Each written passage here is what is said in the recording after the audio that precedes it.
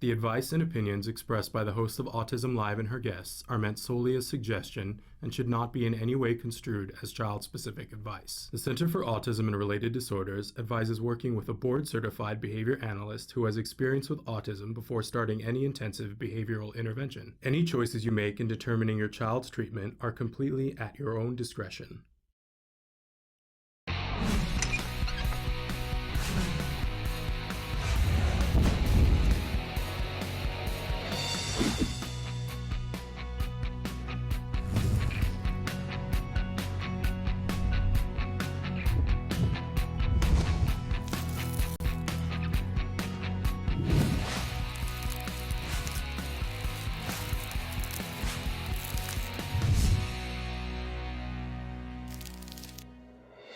Good morning and welcome to Autism Live. I'm Shannon Penrod and we are webcasting to you live from the Warner Center in Woodland Hills, California. This is the new home for the Center for Autism and Related Disorders headquarters, and it's also the new home for Autism Live. Thrilled and proud to be here with you on this lovely Thursday morning in midsummer. We're going to be with you live for the next 2 hours talking about autism from a 360-degree perspective. We hope that there will be something in today's show that will reach out and touch your life. If there isn't, though, we welcome you to participate because this entire show is meant to be interactive. We want to hear from you. We want to know what's going on from you. You can ask questions in real time. In fact, Kelby's going to cycle through some of the different ways that you can get a hold of us and some of the different ways that you can be watching the show. While he does that, I want to remind you that our homepage is autism-live.com. When you go there, so much to do. Please, please, please sign up for the free email list. That entitles you to our monthly newsletter and to our weekly viewer guides and sometimes updates on what's happening. I know when we put out the weekly viewer guide on Monday for today, we had a plan, right? And you know what I always say, we make a plan and the guy upstairs laughs hysterically, right? Because stuff happens. So we had a whole change of plans, and so those of you who are on the email list got notified about who our exciting guests are this morning and could make plans around that. So we don't share your email with anybody else, so please sign up for that email list. Also on that homepage, you'll see that there's a desktop. It looks like there's a computer sitting on the desktop. If you click on the little triangle on the computer on the desktop, you can be watching the live show or the most recently recorded live show, or you can click on the playlist up in the upper left-hand corner and you can cycle back through the most recent 100 shows. Now, if you want to go back further than that, and there are literally thousands now of hours available to you, you can find those on some of our other sites, including our YouTube channel. But on that home page, just to the side of the computer screen is something that we call the live feature. It's a series of white boxes. If you put your cursor in the one that says your questions, you can type and hit enter, and your question, comment, or concern will show up here on my screen. And in that way, you and I can have a conversation, but better than that, you can have a conversation with our guests and our experts. And we do like to pack the guests and the experts in. If you watched on Tuesday, my goodness, Kelby, how many people did we have in all of this? I think there were 6 or 7 of us at the desk here. Me and 6 guys and me, 6 funny comics and myself. We try to pack in the guests. But I always like to remind you at the start of the show that while we have many experts that are on the show, I am not one of the experts. That's not my gig. I'm learning as fast as I can, but the truth of the matter is that I'm a parent. I'm a proud parent of a son who was diagnosed with autism at the age of 2.5, and he's now 12. So we're in that 10th year of this journey, right? And I'm still learning. I got a long way to go. But I'm also a former teacher, so I have a passion for education and a passion for hooking people up with the resources that they so richly deserve. I know firsthand what it feels like to feel like you are in this completely by yourself, and I'm here to tell you that just isn't the truth. It feels like that, right? But it isn't the truth. There are so many that are people pulling for you, people that are pacing the floor at night thinking about how that they can help you. It's true. So we hold hands, and I always say, si se puede, we can do this together, right? So be a part of the conversation. Ask us what you need. Remember that when you write into us, it's totally free. There's no username, there's no password. It's totally free. We don't know who you are, but we love to hear where you are in the world so we can hook you up with the best resources. But again, I'm not one of the experts, but I'm the cheerleader on the sideline who's going, yay, you're doing a good job. And it doesn't matter whether you're a parent, a teacher, a practitioner, a relative, or you yourself are the person who's on the autism spectrum. We are all part of this community. And that's what I mean about Si Se Puede. We can do this. All right, we like to start every show with something we fondly refer to as the jargon of the day. This is when we take on one word, one phrase, one acronym, and we try to figure out, what are they talking about? And what does this have to do with me? And more importantly, how can I use this term to get to something better in my life? We want to get to the good stuff, right? Okay. So today's term is response cost. Okay. Now this is going to be something that's a little bit more familiar with us. I talk on the show all the time we talk about ABA, applied behavior analysis, because we know that when teaching things, it's the most effective strategy to teach something for anybody, but it really is very effective for our kids as well, right? And that it's a new way of thinking of things. Broaden your horizons and think of things. And typically we're thinking of how do we reinforce good behavior. So we know that rule number one is if you do something and you do it over and over and over again, it's because there's something about it that's reinforcing. And we're trying to get away from this thing of punishment and taking away, right? Except that sometimes there are exceptions to that, right? So this is a more familiar concept for us. Let's take a look at what our actual definition for response cost is. Response cost, when a stimulus is taken away as a consequence of behavior and the effect is to reduce the frequency of the behavior. All right. That's as our actual definitions go, it's not impenetrable, right? We can sort of understand it. But let's go to our working definition here. Working definition of response cost, another way to make behavior less frequent. It is the name given for removing reinforcement from children when they exhibit inappropriate behavior or fail to comply. So, we talked the other day about a token economy, right? And a token economy can work in two different ways, just like life can work in two different ways, right? I tend to want to look at the glass half full because things get done easier that way, but every once in a while, it is more effective to take something away. So for instance, for a token economy, I might go, I gave the example the other day about when we went to the zoo and I had a pen and I was marking off because I didn't want to have stickers or anything and I didn't even want to have my phone, that I said to my son, get 30, I think it was 30 hash marks on my hand and I'll take you to In-N-Out, right? So that was a token economy. The token was the little hash mark on my hand that if he, if I saw him, I wanted to catch him. He was an age where I wanted to catch him doing good behaviors. So if he was being kind to Jack Riley, because we were there with the A-word folks, I would give him a little hash mark. If he showed good eye contact, I would, do a little hash mark 30 and he got to go to In-N-Out, right? So that's the reinforcer. Now for response cost, what I could do is say, I'm going to give you X numbers of try because I don't expect you to be perfect, right? But I only want to have to, across the entire visit to the zoo, I only want to have to give you 3 warnings. So you've got 3 stickers to start with, or 3 hash marks to start with on my hand. And if I have to give you a warning, then I'm going to put a line through one, you're losing that sticker. And then if you run out of them, you don't get your reward, right? So there is a cost for having, it's not necessarily a punishment, right? But there is a cost for having done a behavior that we don't want to see as frequently, right? And sometimes that can be more effective. It can result in the thing being taken away, but we start to get into punishment, right? And what we know about punishment is that it isn't as effective, right? I find for me and for my son in my little experiments, right, that it's more effective if I threaten him, and please don't think, excuse me, that I never have done this or that I never do this, that if I threaten him and go, if you do that, you're going to lose X, Y, and Z. I'm a human being. And I forget what I know on a daily basis. Ask Kelby, he'll tell you. And I will say that. My sister has an expression about don't write checks your body can't cash, right? Or that you don't have your mouth write checks that your body can't cash. So I'll say to him, if you do that, then, there's no TV for the night. And as soon as I know that I am mentally unwell. Right? I have forgotten everything that I know because it never is effective for me. It just never is.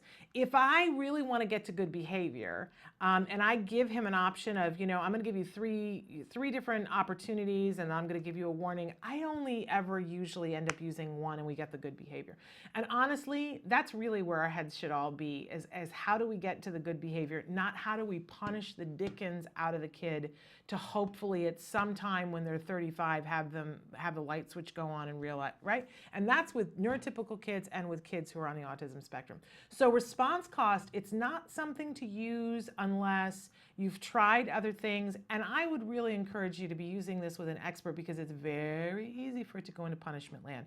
And as we know, punishment, not as effective. And I don't know about you, I want to be effective. So response costs is our jargon of the day. Now, we always also have a question for you, a question of the day. And our question today, I can't wait to see what you guys write in for this. What's the one thing you can't live without? The one thing that you can't live without. And it's open-ended. I mean, I'll leave it to you guys to decide if I don't want to live without my husband and my son. Let's say that. Now, if we want to talk about gadgets and things like that, I'm pretty attached to my smartphone, and I really enjoy, there's a silly little game that I really enjoy playing on my son's iPad. But I would hate to live without technology. I don't know about all of you, but if I didn't have access to a computer or my phone, I would be a crabby so-and-so. I always talk about going on a retreat and losing all of that for a little while, and I'm sure it would be good for me, but I would be crabby for a really long time. But I'm sure I can live without those things, but I don't want to live without my husband and my son. Okay, but what do you guys think? What's the one thing that you can't live without? We'll check in on Facebook a little bit later.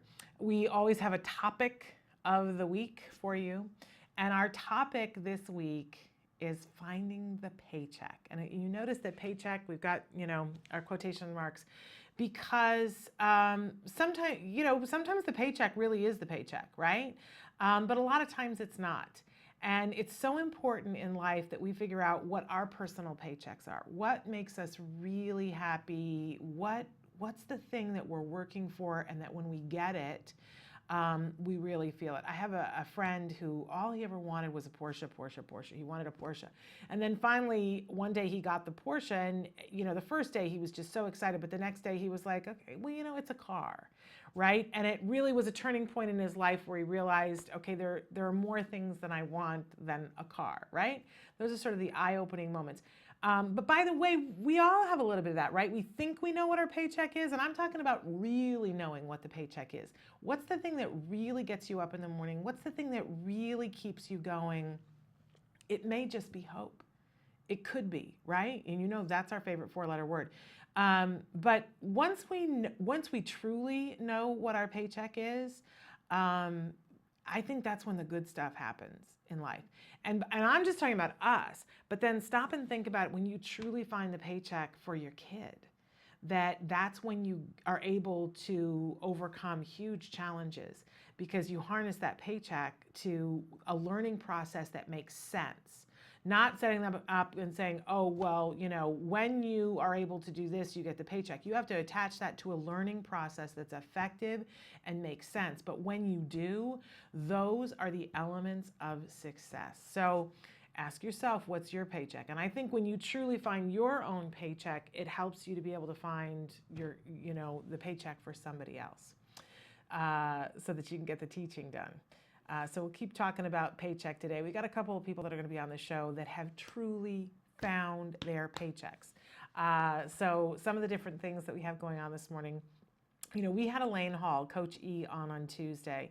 And after the show was over, we were talking about when we were going to have her back on. And we were talking about how we really love it when she brings her students on from the Miracle Project, because you want to talk about hope. Oh my goodness, these talented young people fill all of us. I know you guys have written in with so much hope. So we were looking at the schedule, and she was like, well, I might be in China at this point. China? What, you're going to China? And she said, well, yeah, that we might be going to China with Spencer Hart, and it turned into this thing. Well, we've got Spencer and Kochi back today to talk about what this China thing is. You're going to be really excited, and there's a way that you can help and participate to make sure that they do go to China. We'll hopefully have some time to update you on some news, and which I've left on my desk, I just realized.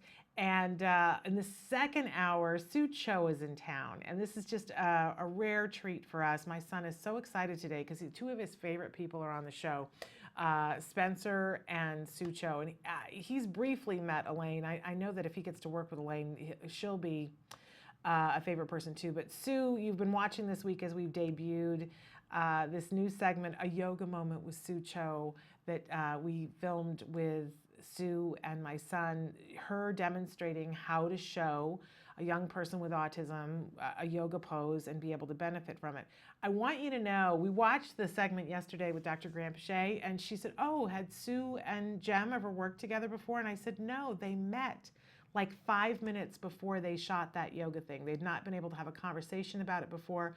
So don't think that, you know, she had 6 weeks of yoga with Jem before they did that. That was 5 minutes before. She just has that kind of energy, you know. She's so great with our kids. So we're doing that, and we're going to have an update on her iPad challenge that she's been doing this summer. To provide iPads and to get people to donate iPads for individuals who are on the autism spectrum. So all of that and ever so much more, stick with us. More Autism Live after these messages.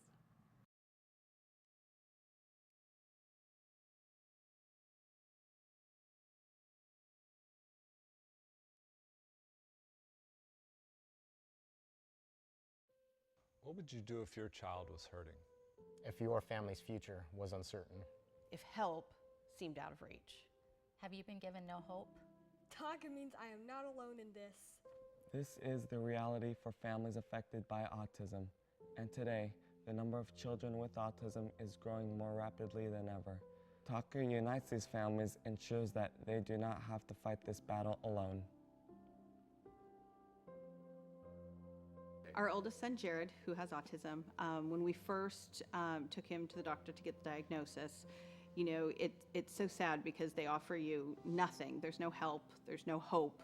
One of the things that you learn with autism is being very grateful for even the small milestones. You know, when you first get the diagnosis, you go through all the range of emotions. You know, this can't be happening. Why is this happening? You have to get to a point where it's the emotion that has to be leading is, what can I do? The first thing that struck me was walking to a room and seeing, oh my gosh, we're not alone. And there is this very strong community that's already set. And something I still today associate with Taka the most is hope. To me, that's what Taka means. Taka means hope. It's like you've got all these dreams and goals of what your son's going to do, and you get your diagnosis and you're sent home. And that's it. There's no plan of action. There's no, here's autism, here's what we're going to do to make your life better and help him. It's strictly go home and try to process it and go on the internet. It was devastating, and you just, you know, you go through this 3 week of depression, and then you snap out of it. You have to. And then you start making phone calls and trying to figure out what is autism and what are we going to do. And then we found Taka, and it was life-changing. Autism, there really is no definitive answer. It is trying to find the resources that are out there that can assist you to help your child so that, you know, you just don't feel so helpless at those particular moments. There was direction, and there was hope, and there was a little ray of sunshine that he's going to be okay, and we're going to be okay. I always look back and think we would never be where we are. Carson wouldn't be where he is at without Taka.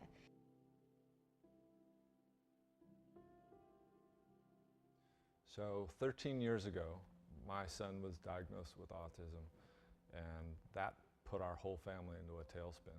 There were so many different ideas and things that were not proven. Nobody knew what guidance to give us. We had no direction. And then we found Taka. They helped give us a path to follow, help give our son a better future and make him healthy and put him back onto the road of recovery. When your son's first diagnosed, the first thing you hope for is, gosh, I just want my son to speak. I just want to be able to communicate with him in some way. Then you want a little more. You want him to go to a regular school. Then you want him to potentially have a real life and go to college. So you're always hoping for the future of your child.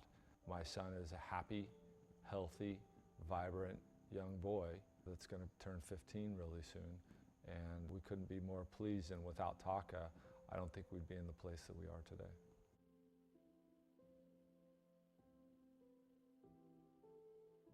We believe the future is not defined for many affected by autism. There is hope and direction for these kids and their families.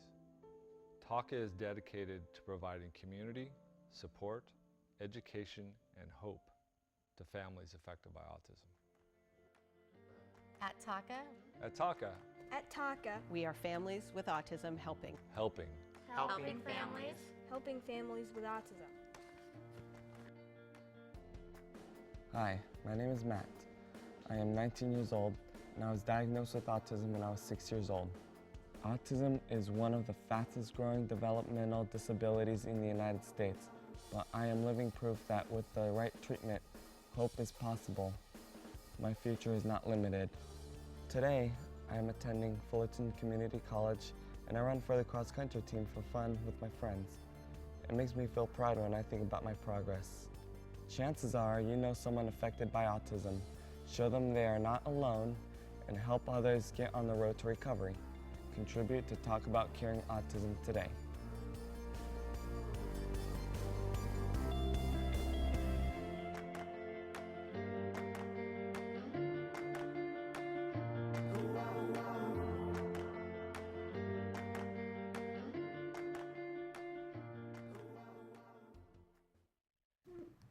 Welcome back to Autism Live. I'm really excited because our very special guest in the studio with us right now is Spencer Hart.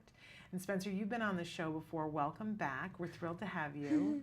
You are an amazing and brilliantly talented young woman that we have been following you and we've seen you perform at several different venues now.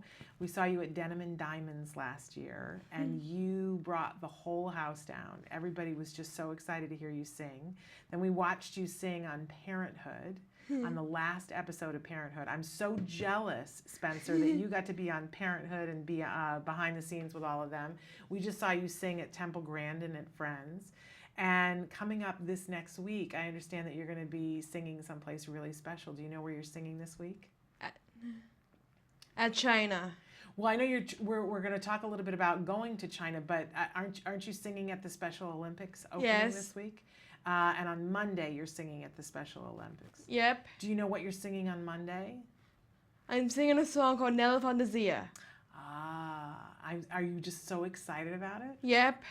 And how old are you, Spencer? 16. And so when did you start singing? When I was 10 years old. 10 years old. So you've been singing for 6 years. And did you know the first time that you sang that you were going to be a singer? Did you know that that's what you wanted to do? No. And I can't even imagine. What does it feel like when you sing? Does it feel just like really wonderful? Joyful. Joyful. What a great, great word. So 16 years old, and you've had so much attention already.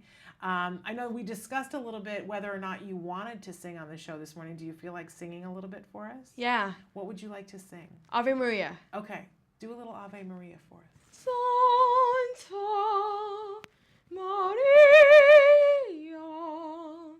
Santa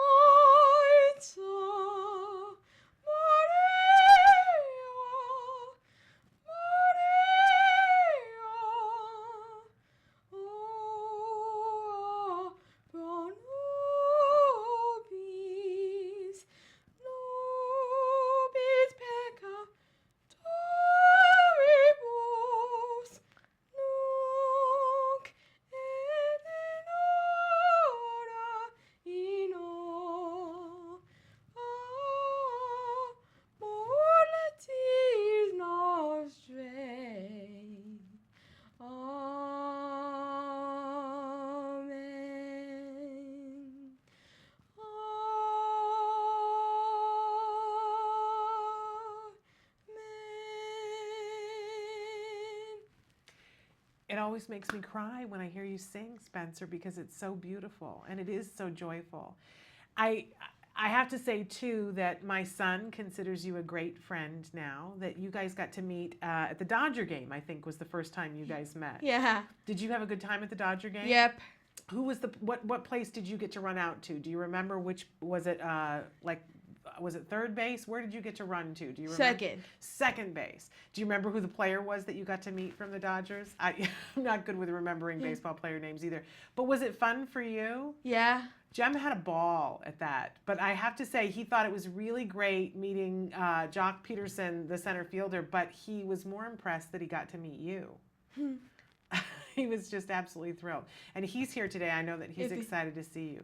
But you got something, the potential for something really amazing to happen, that you're thinking of going to China to sing, correct? Yeah. And in just a few minutes, we're going to bring Coach E in, and she's going to talk about that. And then we're going to have your mom come and talk about China, because there's a way that everybody watching can help you to go to China. And you'd like to go to China, yes? Yeah. And we would love for the people in China to be able to hear your beautiful voice. Spencer, I'm so glad that you're here with us. We're going to take a break, and when we come back, we're going to bring Coach E to be with us as well. Okay. All right. So for those of you who are interested in knowing how this whole thing has come to pass and how Spencer has found her operatic, beautiful voice, we're going to bring Coach E, Elaine Hall, back in, and we're going to have a conversation with her and with Spencer. Stick with us.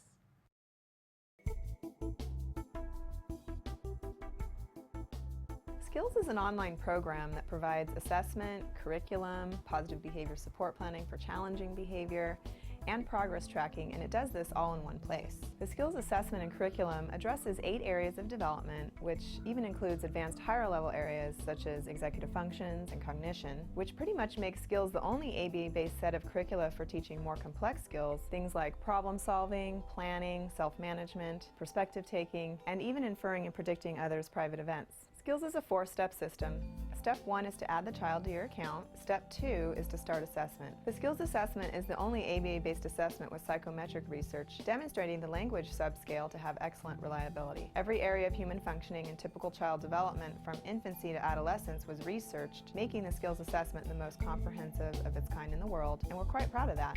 Skills is easy to use. Simply click Start Assessment and begin answering questions. Or simply type in a keyword, find specific activities to assess, and add activities to treatment. Step 3. Choose activities. Once you've completed the assessment, Skills selects from a pool of 4,000 activities categorized by age, level, and skill type to provide you with exactly those activities each child needs. Start by choosing a curriculum, then a lesson, and finally an activity.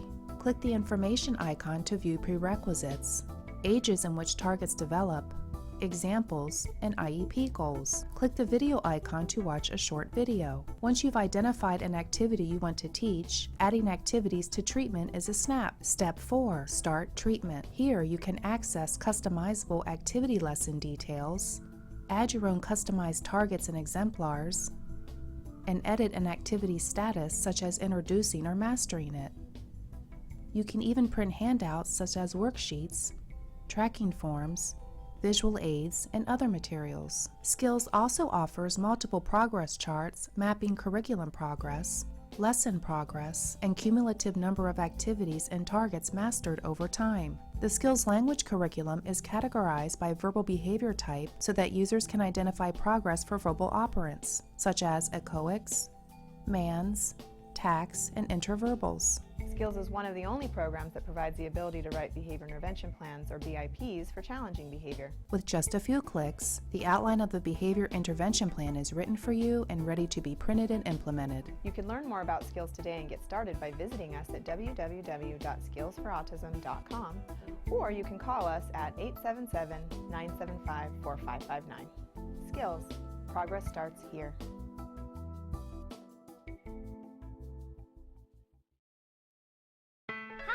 Welcome to Camp Discovery, a free-to-play suite of fun, interactive learning games for kids 2 and up, designed by experts in autism.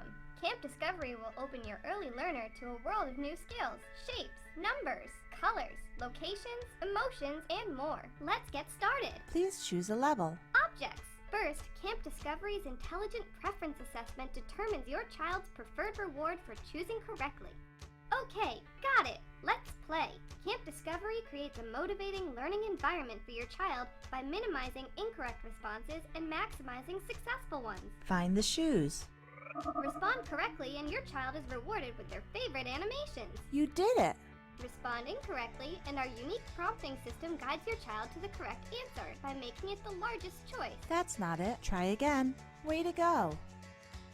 Continue to answer correctly and the size gradually reduces until the child makes the correct choice independently. You win. Success! Rewards motivate learning. Complete a round and your child is rewarded with a fun mini-game. Track your child's progress with easy-to-read graphs. Multiple settings options allow you to customize Camp Discovery to your child's unique needs. All this in one single app, the Camp Discovery app, available for free on iTunes, Google Play, and Amazon Store. Welcome back to Autism Live. We're so excited. If you missed the last segment, we had Spencer Hart with us and she was singing. She's still here with us. And we brought in Coach E, Elaine Hall. And we had Coach E on Tuesday. This is like twice in 1 week. It's such a treat for us to have you here. So fun. For those of you who didn't watch on Tuesday, Elaine Hall is the brilliant mastermind behind the Miracle Project. You may have first heard about them from Autism the Musical. They've continued to do amazing work in this space of bringing the arts to folks on the autism spectrum and helping them to find their voice. So welcome back, Coach you. E. My favorite chair to sit in. And, you know, and we're thrilled to have you here with one of your star students, Spencer Hart, who's got a beautiful operatic singing voice. Spencer was just telling us that she began singing at 10, but she's 16 now. And we were hoping that you guys could talk with us a little bit about how this happened. Our topic for this whole week is about finding your paycheck, what your passion is, what the thing is that really makes you feel joyful, as Spencer was talking about. And we see that a lot of kids come to you, Coach E, and they find that. They find what makes them tick. So tell us a little bit about how you and Spencer found each other and how you discovered that you're this brilliant singer. Well, so Spencer, you first came to us when, how old were you? You remember? I was 8 years old. And how did you feel about being in front of people and things? Very sad and scared. Shy. Really shy and scared. And Spencer was in our very beginning class and wouldn't even sing one note by yourself, right? Wow. No. And so in our very beginning class, we just joined you, and what else did we do to help you? What else did we do? Movements. Movements, and what else? Singing exercises. Sing it with, do you remember your voice, who we had as our vocal teacher then? Kat Zimmerman, right? And Kat would sing just a little bit with Spencer, and Spencer, you would sing a little bit more. And then one day, Spencer said, what show were you watching at home? It's a movie called The Phantom of the Opera. She was watching The Phantom. So Spencer was in our class and wouldn't hardly even sing a little bit, and then Kat Zimmerman would help you sing a little bit more and a little bit more. We gave you one solo. Do you remember the song? Yeah. What was it? Under the Stars. Do you remember a little bit of the song? Yeah. How's it go? Under the stars and the silvery moon, we have all we need and each other too. Hold on to your dreams and wait for the dawn. The new day will come and hope will shine on. Under the stars, under the stars. Just makes me cry every time I hear you sing, Spencer. It does. And that was her very first solo with the Miracle Project. Wow. And it was the first time you'd ever sung in front of people in our very beginning first group. And then one day you were watching on the movie. You were watching what? TV. Yeah, I was TV. And what was the movie? The Phantom of the Opera. And what happened? I started singing. And that's how you discovered opera? Yeah. Wow. And Spencer, you told me one time, you said opera just came out of your soul. Opera just came out of her throat. Yeah. Wow. That's amazing. Isn't that amazing? And you were saying in the last segment that it feels like joy when it comes out, that it just feels like joy. Yeah. And I can't even imagine what it must have been like for you guys to watch that. I mean, I get chills thinking about that, but do you guys just fall apart in class when somebody finds that? As the teachers, do you just melt? Well, every single Miracle Project class, we melt. Yeah. I feel so privileged to be with Spencer and so many of her friends, because everyone is able to find their passion and find their joy the same way that you did, right? Mm-hmm. Yeah, some people's joy is singing like Spencer, some it's writing, some is speaking. Some of our students become teachers in our classes, and they find their passion, because I realized that this was your week of finding your passion, and that's what we're all about. It's finding your voice, discovering your passion, and then living your dream. Yeah.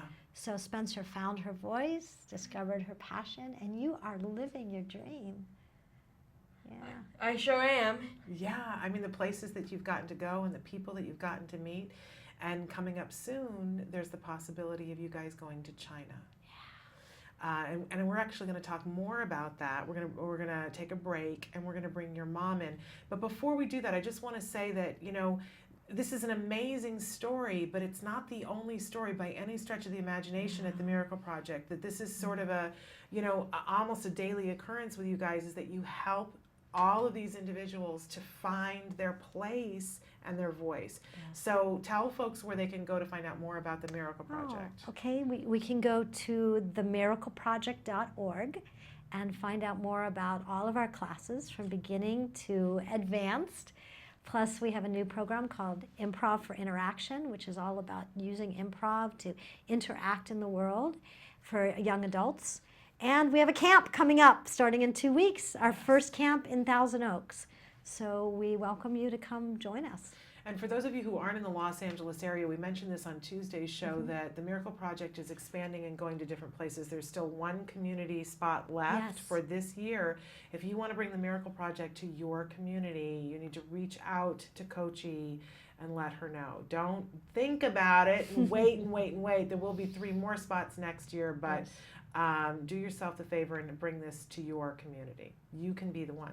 All right, we're going to take a break. We're going to bring Spencer's fabulous mom in, and we're going to talk a little bit about this new possibility of you guys going to China, and about how we can all play a role in that to make it happen. Stick with us.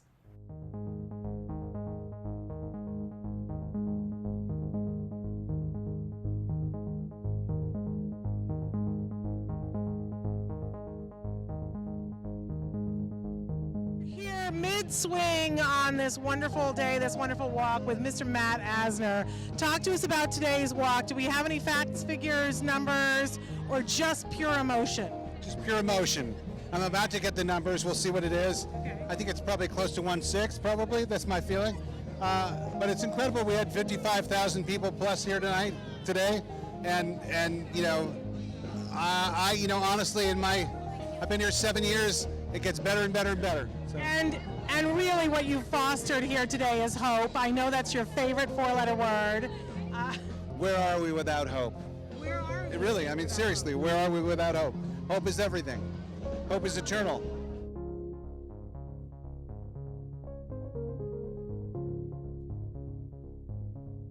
This is a pretty big event. Every year I love it. What does this event mean to you?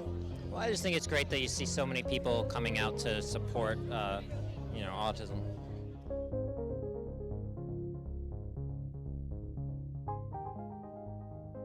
So we're here with Max Burkholder.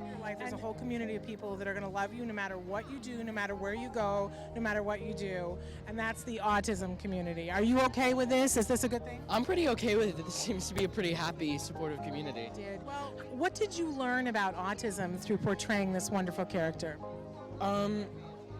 Sort of the individuality of it. You know, like with autism spectrum disorders, a tendency is to sort of generalize everybody with sort of the same degree of affliction as sort of exactly the same, and very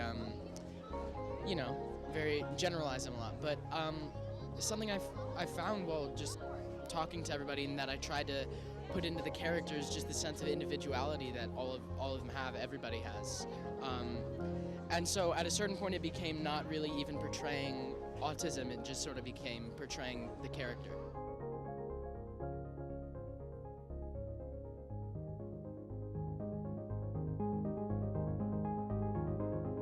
I want to thank you on behalf of everybody for what you do. That's very sweet. To bring awareness and to raise money. That's a tremendous, tremendous legacy. But as a dad, you've got other things that you're doing as well. Yeah. I want to know, as a family, if you have any advice, what's been something that's been helpful to you personally? You know, get your autistic kids out in the community. I mean, my son's got a guide dog, so he goes to a lot of cool places. He surfs, he skis, does gymnastics. He's actually trying Hebrew school. I'm not quite sure if he knows what's happening there, but he does all kinds of cool things, and he has a lot of friends. Right now, most of his friends are the adults who take care of him, and over time, hopefully he'll have more friends who are his age, and you'll see him walking around, and people won't be nervous around him. The dog's been very helpful with that. It's like the dog is like the most infectious thing in the world. Like, everybody wants to be near the dog, and he sees that, and he gets some of that affection laid onto him. So as a family, you know, we're just there to support Tyler and make him happy.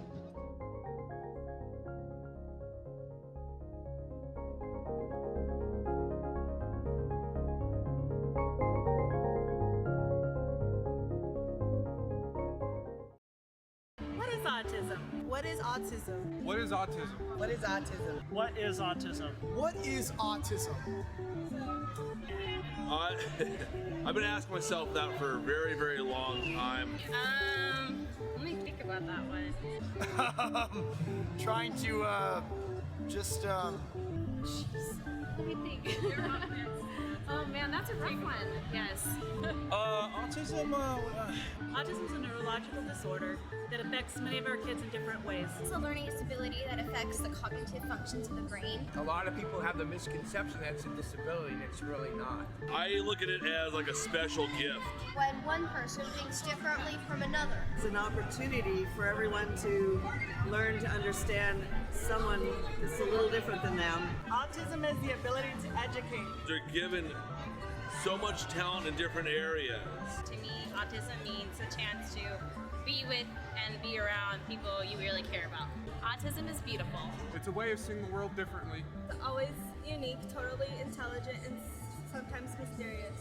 Happiness that comes out of my son's hard work. It's a movement. Unpredictable. Abstract. Awesome. Love. The field I want to work in. Laughter, fun, joy. Autism is beautiful to me. I want you to remember these 3 words. There is hope.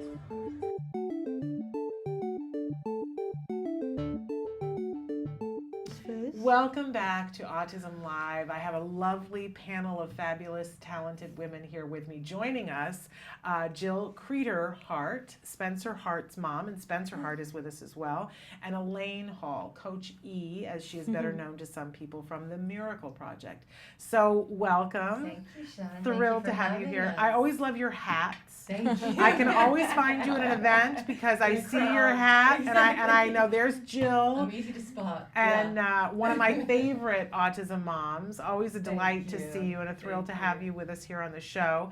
We've been here with your beautiful daughter and listening to her sing, and she's just amazing. And of course, we had Coach E with us on Tuesday, and it was just so much fun on Tuesday. We had to have her back with us today. To talk about a very special thing that's coming up. Apparently, you guys have to fill me in. There's something going on with China. Yes. So who wants to tell me what the China thing is? Well, I'll tell you. Okay. It's a conference that's taking place the end of August, and it's a conference that for the arts and the expressive arts and how they can be used as therapy for autism. Okay. And so they have experts coming in from all around the world. It's worldwide. And Spencer's been invited to sing. Okay. So, and this is her country of birth. She was born in China. I did not know that, yes. Spencer. Yeah. I did not know that. adopted when she was 11 months. Wow. Right? And so we would love to go. Yes. I think when the festival director asked if Spencer could come and sing, it was after the Autism Works event at the Nokia. Yes, the And- Temple Grandin and Right, Friends. Yes. right. And it was very exciting, and we thought, wow, that would be wonderful. And then they said that they didn't have any money to pay expenses. As often is the case, Yes. right? Yes, and that for us would be prohibitive. Right. So Are you saying you don't have piles of cash that's just what sitting I'm around saying. waiting to go to That's China? what I'm saying. Like the rest of us? As much as it 'Cause pains none of me. the rest of us have it either, right? Right, exactly, Right. exactly. Okay. So yes, it's a very expensive trip. Yes. And so as I was about to tell her, thank you so much for the honor, but unfortunately we won't be able to do that, there was an interpreter with her who grabbed my arm and said, you don't know how much it will mean to the people of China to hear her sing. Yeah. Because life for people with autism in China Yeah. is not very happy. Yeah. They are discarded and dismissed, and they don't have access to the things that thank God, our kids do. Yeah. So, and she said, Spencer can show them what's possible. She can give them hope. And in that moment, this trip became a mission. Okay. And to be able to give back to her country, to go back as an example gonna of need what's tissues. possible. And an ambassador. And an ambassador. Yes. Yes, exactly. And to show them what's possible and to give people hope. Yeah. It's basically a story of hope. Absolutely. And we've talked about on the show before how, we're always talking about autism awareness and what we want to put out to the world, and that sometimes we can lecture and we can point and we can put things on Facebook but when people are moved, right. when they are touched, when their hearts are touched, Right. that's when they pay attention. Right. That's when they get up and do something, and that's Right. what Spencer Right. does. Is she And touches people's there will hearts. be, therapists and behaviorists from all over China that will be able to experience what their work can do. And they estimate that just by sheer numbers alone, and we know the averages here, that there are millions of people in China that have autism. Absolutely. And it's not that when I say that they are dismissed and ignored, it's not that they are uncaring or unkind, it's that they are essentially uneducated about what's possible. Right. And they don't have the resources. And they don't have the resources. And they're not aware of what we've discovered Right. works Right. in this country. So it's essential that we get Spencer there, and we can't just send Spencer. Spencer's a 16-year-old performer who is not going by herself. And it's important, I believe, that you go with her as well, because you can talk about how this happened, and you are the educator who has the keys to this, and we have to send mom as well. So, this is not an inexpensive thing, No. but if everybody who is listening and watching were able to give what they could, Yes. this would be possible. Yes. Now, where can people donate? There is a site called GoFundMe, and it will be going live on there sometime this afternoon. Okay. And you can find it either by putting in my name, Jill Hart, Harte, or it's under the heading Help Spread Hope. Okay, Help Spread Hope. And it's so that we can send Spencer Hart to China to spread that hope. Do you know what you will sing if you go? Yeah, it's a song called the Jasmine Flower. Oh, the She's learning a Flower. Chinese song. Chinese song. How It's a wonderful. traditional Chinese song, and they're going to have a choir of Chinese children that will come in on the chorus with her. Amazing. Yeah. Amazing. And Yeah. so have you been back to China at some No. point? No. Okay. No. So this is a really important mission that we all need to get on board with, and everybody has something sitting around in a change jar or something somewhere. Go clean the car out, look underneath the car mats, and give what you can. We're not asking anybody to give something that they don't have to give, but we all have something to give. And when you give, think about how far that reaches. That Millions. Millions. And we all talk about how we want to make a difference at home and we want to make a difference someplace else. This is an opportunity for you today to make a difference. So GoFundMe. GoFundMe. Spreading Help Spread Hope. Spread Hope. Help Spread Hope, or under Jill Harte, Harte. Okay. And you'll find it there. And Coachy, anything you want to add to that? Well, I think that it's an important mission to allow those to hear and experience what's possible. Also, if Spencer's cool with this, we'll come back on the show and tell you and tell all of your viewers about the experience. Okay. And maybe even share some photos. I would love it. But we can't do it without everyone's help. Yeah.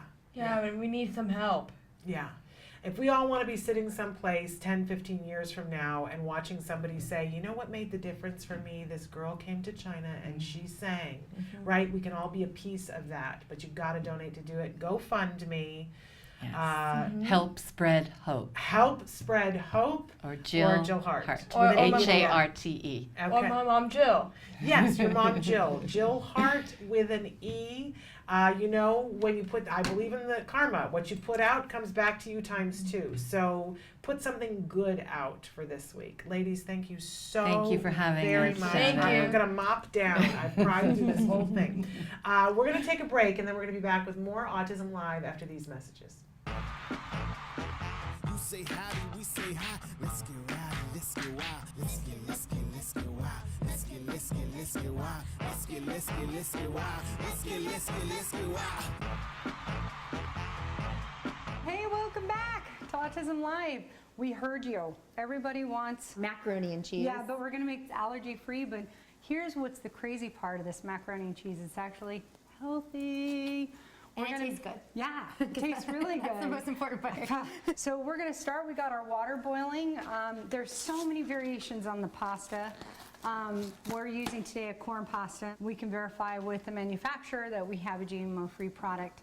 So let's go ahead and put that in there. Ooh, and if you don't mind, stir that up for me, my friend. Now it's sticking a little bit to the bottom. Yeah. Is that okay? We maybe add a little more high heat oil and spread that around again. One thing you gotta know about gluten-free pasta, if you overcook this, it becomes mush. Let's move this guy over to the other burner so you can see what I'm doing. And now we're gonna start with the old macaroni and cheese sauce. What's great is there's a lot of choices for, you know, different soups. And the way that I look at soups, and again, please follow the recipe on your screen right now. I don't like to measure very often. But what I like to use is a creamy butternut squash soup. So this soup is great because it adds a lot of flavor to the dish, but also gives people another serving of vegetables. With kids, we don't want to over season. Maybe with the adults, we can season some for the kids first, pull it out, serve them, and then add a little more, you know, garlic powder or onion powder or other types of things into your dish. So the next most important thing on this recipe is we're gonna add in a thickener and the faux cheese. Now some people like their sauce really thick, so you just add in more cornstarch or more arrowroot, so that's not a big deal. How's that doing? You think it's ready? I think it's done. Okay, so why don't we switch? I'll take that, you do that. Okay. And I'm going to strain this bad boy here. Here, let me turn that off. Okay. Or we're going to cause trouble again. Trouble in Lisa's kitchen. Yeah, no. That's another show. Don't, yeah, right? So I'm going to go ahead and get this all strained.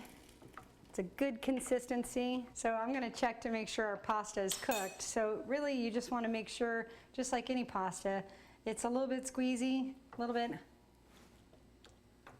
Dude, good job. Hey. We're good. Looks yummy. So even though the cheese is not totally melted, it's okay, don't panic.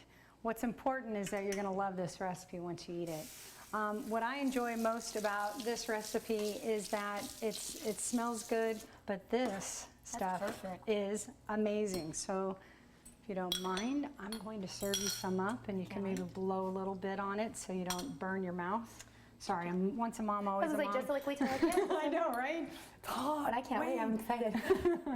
So I'm gonna give a shot of this too, but oh my gosh, that is so good. This is the ultimate comfort food. So oh, it's so isn't good. it good? And I'm not just saying that, it is really good.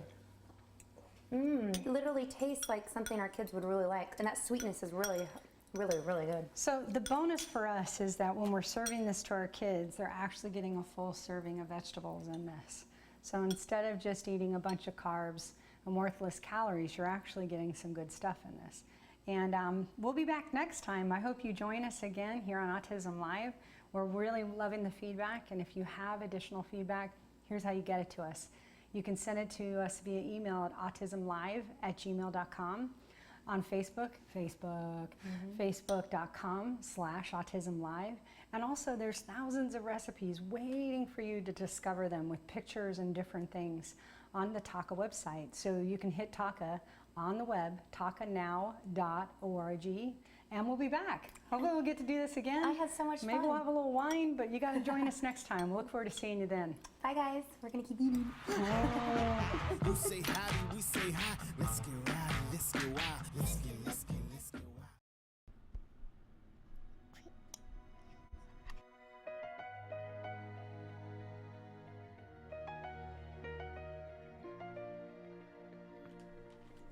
A, B, C, D, F, G, H, I, J, K, L, M, N, O, P, Q, R, S, T, U, V, W, Talking a lot this morning. down, I, down, my, B, C, next time. Won't you? No, say, with me. That's right, kiddo. Very good. Okay, Jack Riley, one more minute. Say okay. Okay. Thank you. Do you want to play something else for now? What do you want to play? Pancake. You want to play pancakes? Oh, is this the sign for pancakes? What do you want to work for, Jack Riley? Do you want to work for puzzle, for trains, for jumping on the bed? What do you want to work for? More jumping? Okay. Pancake. Pancake. Okay. Sit down here though. Pancake. You want pancakes? Can you say that better? Say, I want pancakes. I want pancake. Okay, should we go see where the pancakes are then? Okay, alright. Let's go find Dad. Come on. Come with me. Walk with me. And we'll go find Dad, okay? Alright. Can you open the door? Turn. There you go. Nice. Let's go see where those pancakes are. Say, I'm hungry. Ask you quick questions, okay? Alright. Okay, look. Okay. What's your name? No. What's your name? Nice job. How old are you? Good job. Sit down though. Okay. Where do you live? Jessica teaches Jack Riley other social ID questions such as where do you live and what's your last name. There you go. Nice job. Here you go. Slow down. There you go. Hi. You look cute. I love you. Group kiss. Group kiss. Ready? 1, 2.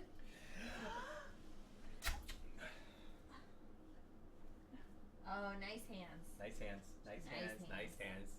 That's not- Nice hands. Nice hands get you more attention than bad hands. Big brother. Who's big brother? Who's a big brother? Yes. Where's the little sister?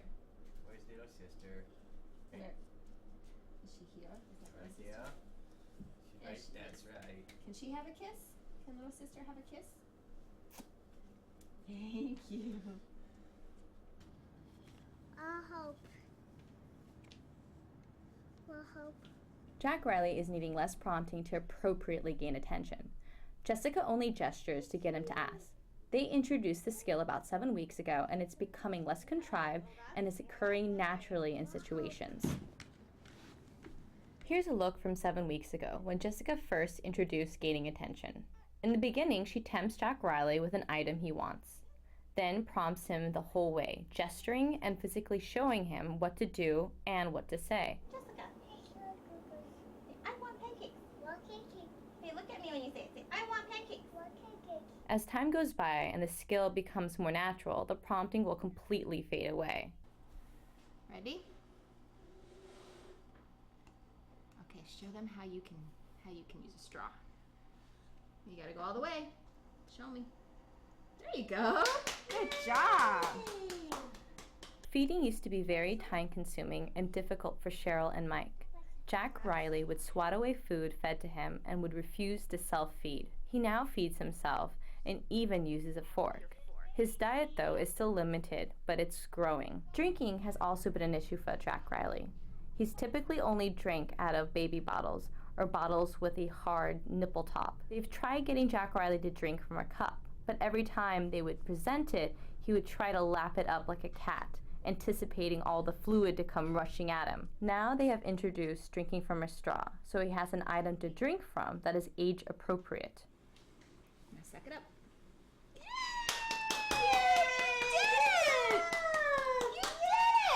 You want to do that again? Yeah. Want to do that again? One more time, and then you can play. Okay. Yay! Very good, Jack. There you go. You guys got that exact same pitch level there. I don't know how you duplicate. Do you want the purple iPhone? Okay. Okay, what's the matter? You can have applesauce. Hey. You can have it. You can have it. Come here. Can you show me? Bite for mommy. Your turn.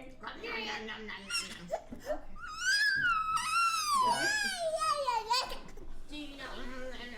Jack Riley said, I don't want banana. Okay. Do you what do you want then? What do you want then? I want. Okay. We have a spoon, Daddy. One of the food items Jack Riley eats a lot of are bananas. For some reason, though, seeing a banana really upsets Jack Riley. He enjoys eating it, but hates the sight of it. One of the issues is that biting solid food is very aversive to him. Fear of the banana. Someday we'll tell him he eats one every day. More awareness than it was in the yogurt, so we have to go in baby steps with it. That's fine with me.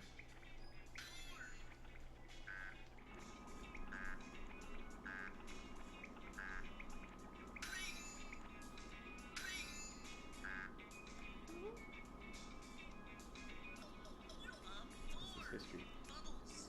I might drink the whole thing. With like no prompting, no. Keep it off Yeah, first. you're right. Okay, kiddos. See ya. Have a good weekend. Say thanks, Miss Jessica. You say bye. You say bye, Jessica. Look at her. Bye, Tasha. Where is Jessica? Where is Jessica? There she is. Thank you. Oh, thanks. Just in case you were wondering. You're Jessica. You are. Bye, guys. Bye. Have a great weekend, See ya. Jessica. Welcome back to Autism Live. Such an inspirational opportunity to be with Spencer Hart and to hear Coach E talking about how they were able to find her voice. I know that so many of you are watching and thinking, well, I don't know what my kid's thing is yet. And I gotta say that, you know, my kid has some things, but we haven't found it that clearly yet either. But keep looking because it's so worth it. In just a few minutes, we're going to be joined by Sue Cho here on the show, and we're going to talk a little bit about what her passion is, right? But before that, we had a question that came in yesterday that I didn't get to, and I want to make sure we get to it today, that somebody wrote in and said, any tips on water safety? We recently got a home with a pool and already had our first scare. My 6-year-old opened the sliding glass door and jumped straight into the pool. We had just moved in and we were sealing up the outside windows. My mother jumped in and saved him. He was in the water for 10 seconds. How can I explain to him that he can die? We do have swimming lessons set up for this week, but we just moved in. I never thought he would just jump in. Okay, well, when we talk about water safety, a lot like when we talk about eloping, we got to work at it from more than one different direction, right? And it's never, you know, I know people who will say, oh, well, I got my kid swimming lessons, so I don't need to get a pool alarm and I don't need to get a fence, right? And then we have other people who say, well, you know, I got the pool alarm and I got the fence, so I don't need to give them swimming lessons.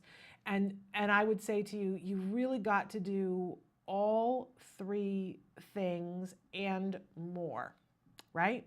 So first and foremost today, don't wait. You know, I so appreciate it when Dr. Jonathan Tarbox has been on our show and talked about eloping and said, imagine what you would do if your child looked you right in the eye and said, as soon as I possibly can, I'm going to run away from you and be someplace where you can't find me. What would you do to prevent that? And then he suggests that you do just that. So you already know that your child, you know, has decided to jump in the pool before. And imagine if they were to say to you, you know, the next time you're not paying attention, I'm going to jump in the pool again. And I don't know how to swim, what would you do? And then that's what we're going to do, right? There's a great pool alarm that you can get that if any water is displaced out of the pool, alarms will go off. And you can decide how loud the alarms are. There are people who don't like to get that pool alarm because if any water is displaced, I mean, a leaf falls into your pool, it could potentially set off the alarm. And there are people who find that disturbing. When it's your kid's life, I'm going to guess that you're not going to care about a false alarm with a leaf going into the pool, that you want to know anything. I mean, they stick their big toe in the pool, the alarm will go off. And part of what's great about that is if the alarm is not a pleasing sound, right? And if your kid sticks their big toe in, the alarm goes off, it will discourage them from getting in there again. Now, here's the reason why you can't just go with a pool alarm is that obviously there's a way that you can turn it off for when you're going to go swimming, right? And so we're counting on no human error that the pool alarm goes on and off at the right times. And you cannot rely on something that could fail for human error. Same thing with a fence. I think that having a pool fence, and by the way, there are people who can put in a pool fence. It is not the same thing as a regular fence. It is a fence that goes just around a pool, that they sink little holes into the ground that the rods go into, and you can remove it at any time. So you're going to have a pool party, you can take the pool fence completely out, right? These are very specific safety issues. But that, you know, and again, I think that having a pool fence, when we have kids who are not trained in how to prevent themselves from drowning, and I'm not just talking about swim lessons, how to prevent themselves from drowning, that a pool fence is the order of the day. And that can be expensive. The pool alarm is not cost prohibitive, but the pool fence can be expensive. And if you don't have the money to do it, please apply for a grant from Act Today or from someone else to get an appropriate fence. I do think it's worthwhile to have it. But again, there is an element of human error that if you leave it unlocked, usually they have self-closing gates, but you know, there is an element of human error that can happen with the pool fence as well. So we always have to follow up with swimming lessons and make sure that when you're doing the swimming lessons that you are talking to somebody about the fact that he has already gone into the pool, because they have ways of training kids. You can look at videos online to see this, that I'm not kidding. There are people who will train even small babies in what to do if you fall into a pool fully clothed. Because so often we teach small kids how to swim in a diaper, right? And it's much different when they have clothes on. There are people who do swimming lessons, they come to your home, they have your kid go in the pool, they teach them how to roll over onto their backs to rest and how to get to the side of the pool and pull themselves out. Those are the life-saving skills that you have to make sure that your child teaches. And then in addition to that, you need to be teaching swimming, right? If you get to the point where you feel like your child knows how to prevent themselves from drowning, if they fall into the pool or get tired, right, and they have swimming skills that they completely understand, and you see that receptively and expressively they completely understand how to swim, then maybe you can take the pool fence out, but I would still keep that pool alarm on, right? We know that people, not just kids on the autism spectrum, have fallen into a pool and hit their head. You really want to make sure that you have all of those measures in place so that you can safely enjoy a pool. A pool is a wonderful thing, and they are a great thing to have with a kid on the autism spectrum.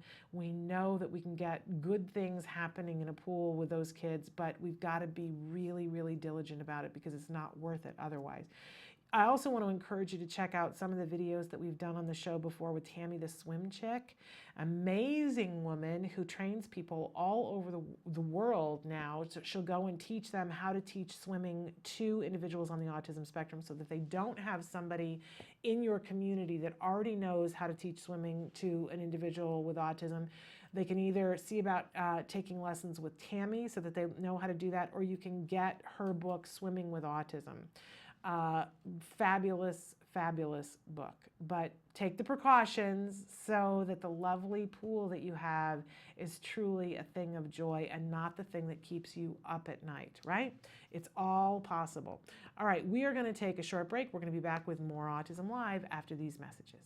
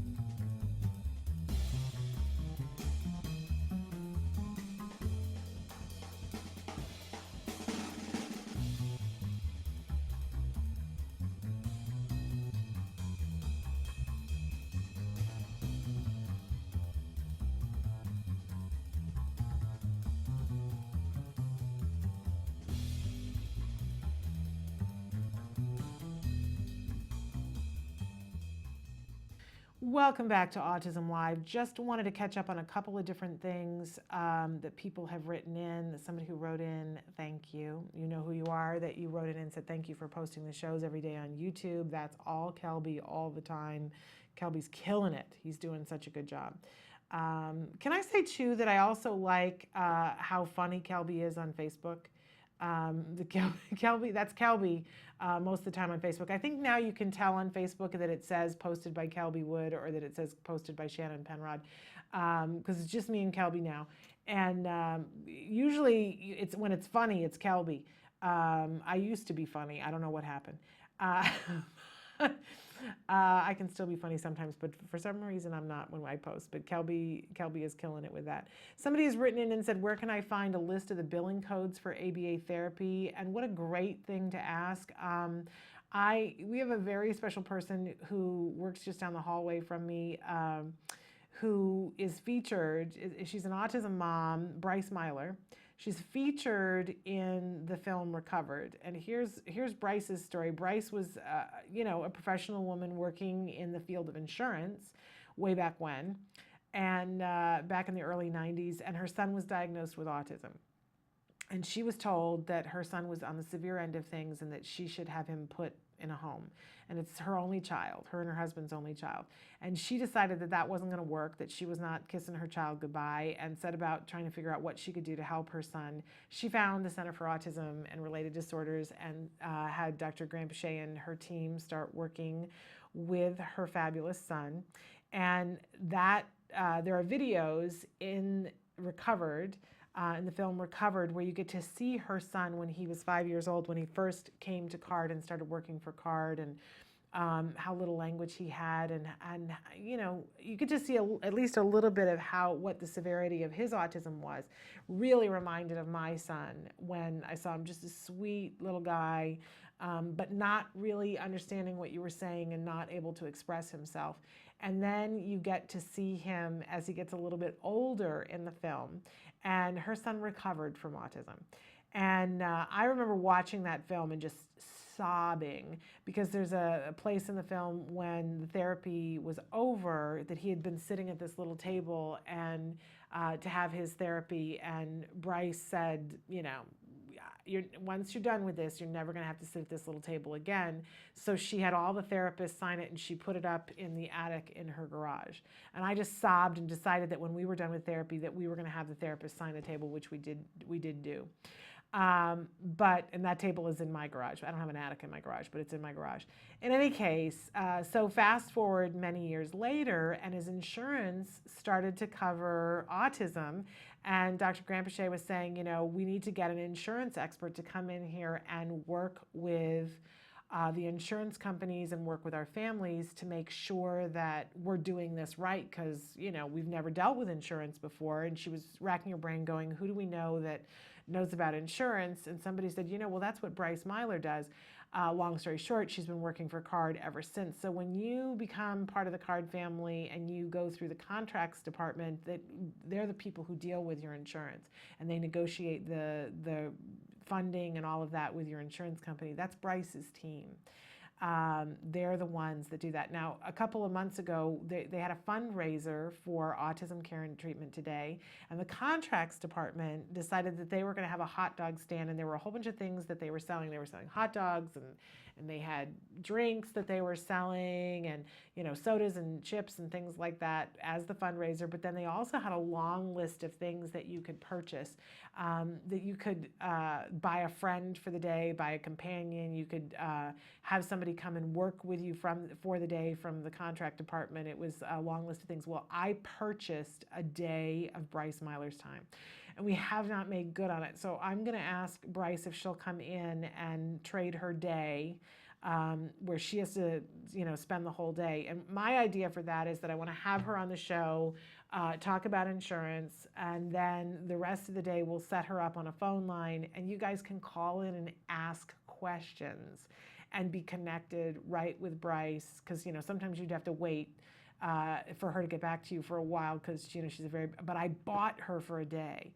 And we'll ask her to give us the billing codes for ABA therapy, because that in and of itself is the keys to the kingdom, right? So we'll at least have her talk about that. Long story short, but something to look forward to. And I'll set a date, and then I'll let you guys know in advance so you can clear your schedules and decide what you want to ask her, right? But be thinking about that. What would you want to ask somebody who is an expert in insurance having to do with autism, and who knows firsthand how important it is for your kid to get the right good quality ABA and the right amount, right? That's Bryce. She knows all of that.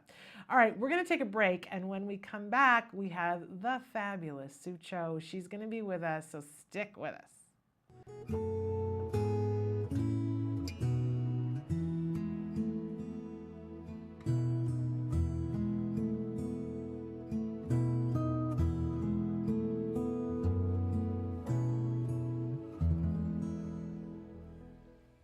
So we're going to do down dog next. So with down dog, there are several different ways that you can do it, and I want to show you first and then help you with yours so that we can work on what feels good for you, okay? All right, because there's no right way to do it. It's more about what your body likes, right? So for me, what I'm going to do is start off with my hands at the top of my mat, my headlights. My fingers are aiming towards the top of my mat, and then I'm going to tuck my toes, and then my head is also going to drop, and I'm going to look between my toes. Okay? And my body should be, or hopefully, like an A shape. Or V. Or V, yes. Upside down V. Yep. And so if your quads are tight or your hamstrings are tight, you might need to bend your knees a little bit. Then it's a U. Or if your shoulders are a little strained or a little tight, remember to push in through your feet. But also sometimes what feels really good is going down on your forearms, like this. You can actually start out this way instead, it's a little easier. So your forearms rest on the floor. You still tuck your toes, and then you're still looking between your toes. But rather than being on your hands then, your weight's along your hands and your forearms. Okay? All right. So, now it's your turn. Okay? So, yep. You're going to do on your hands? Okay, yep. So your fingers are facing the front of the mat. Or are you doing forearms? Forearms? Okay, there we go. Wow, you're very bendy. Very nice. And your gaze is right here between your toes. Excellent. Very nice, Jem. Wow. Awesome. Feet are a nice distance apart. How does that feel? Okay. Awesome. You want to come down? Excellent. Good. Good.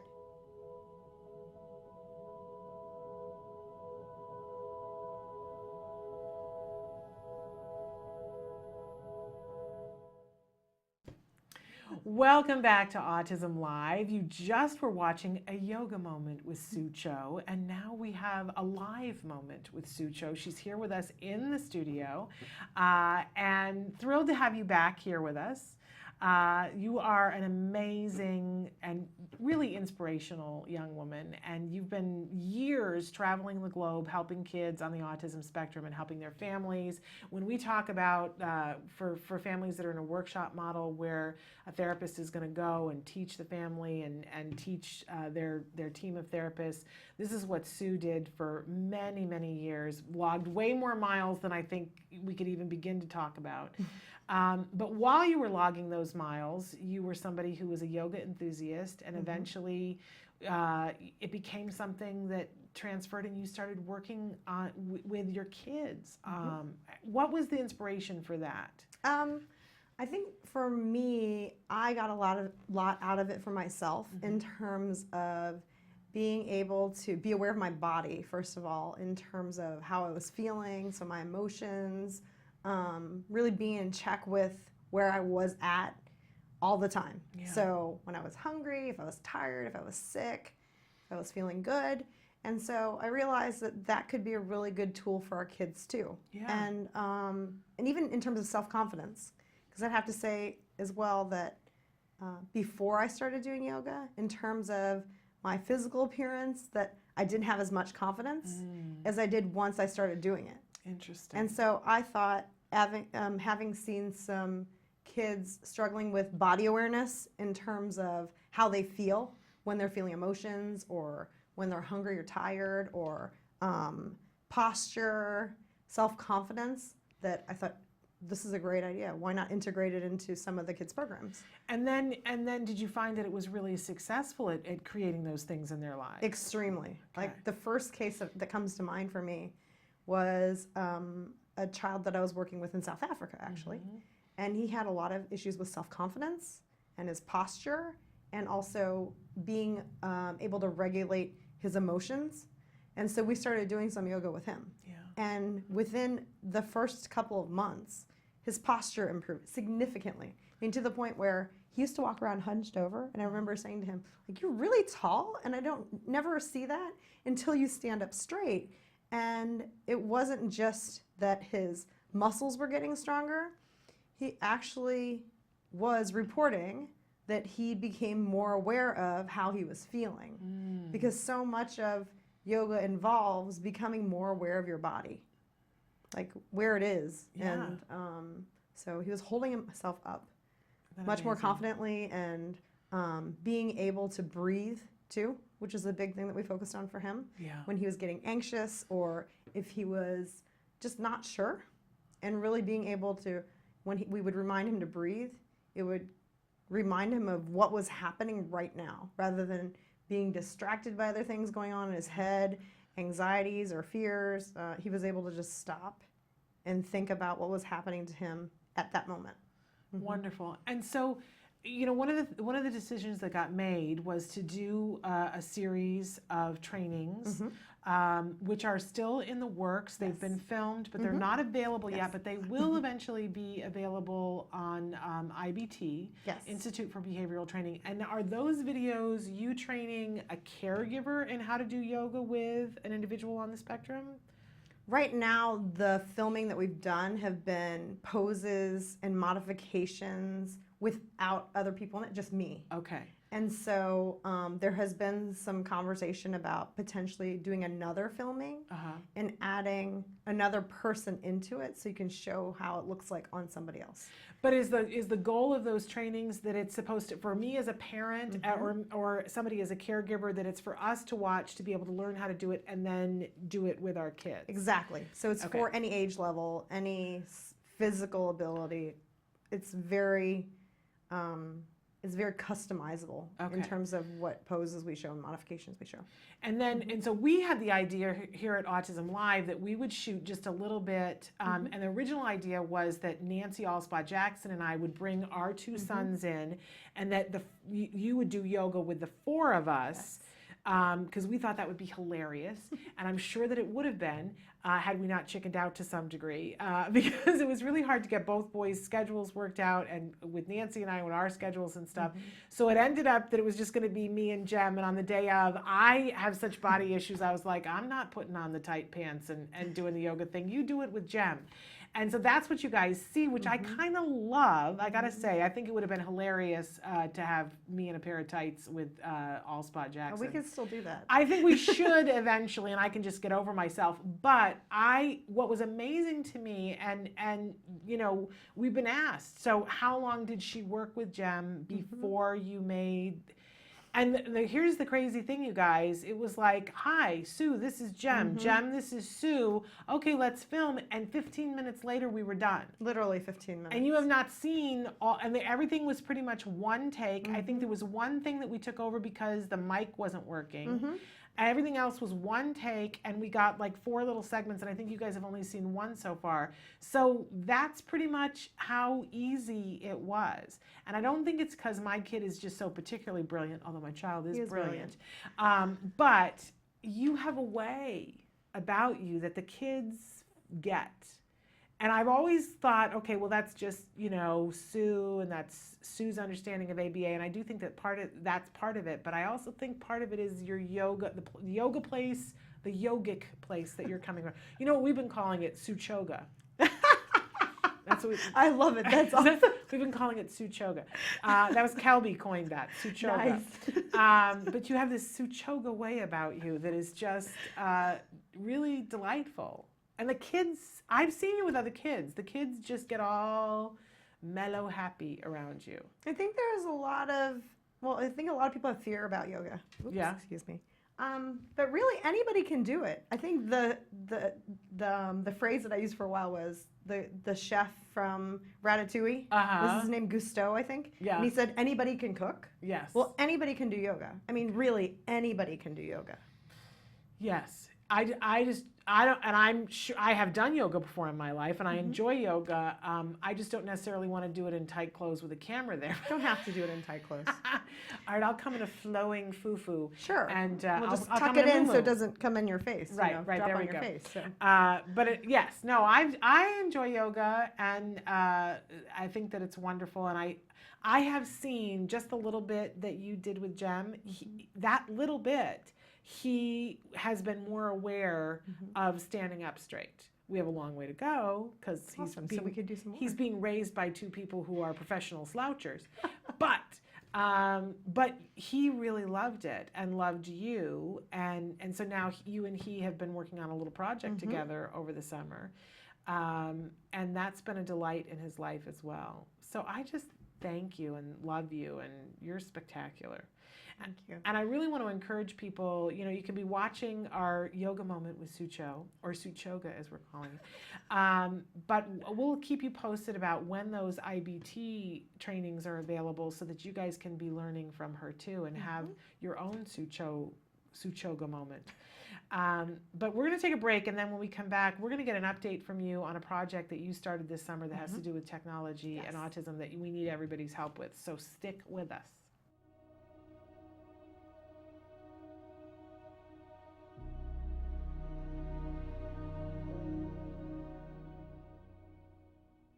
Hello, fellow activists. Last week, we talked about step number 1, accept and embrace this challenge. Now we're moving on to step number 2, educate yourself. After my son Wyatt was diagnosed, I put up a sign over my home office that said Autism Central. I went to school in my home office every night after my husband and Wyatt had gone to bed because I was determined to learn everything there was about autism.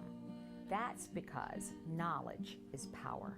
Visit all the autism websites you can. Read all the books you can. Learn about all the organizations that are out there that offer free guides to help you.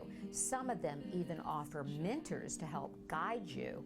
Find out about local support services. Find out about what educational services your child is entitled to. Get to every autism conference and seminar you can.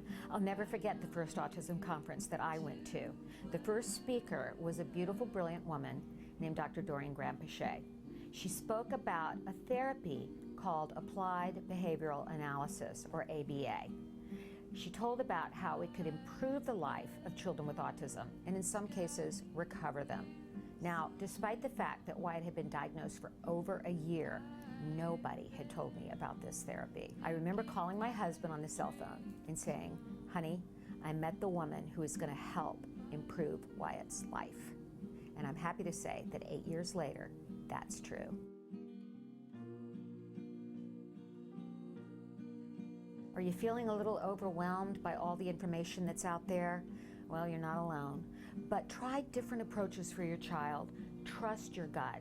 Just 40 short years ago, mothers were told if their child had autism that they would have to be institutionalized, and in some cases they were actually blamed for their child's autism for failing to bond with the child. That was called refrigerator mother syndrome. Well, thank goodness times have changed. So until next time, learn everything you can about autism and keep the faith. Welcome back to Autism Live. We're here with the fabulous Sucho.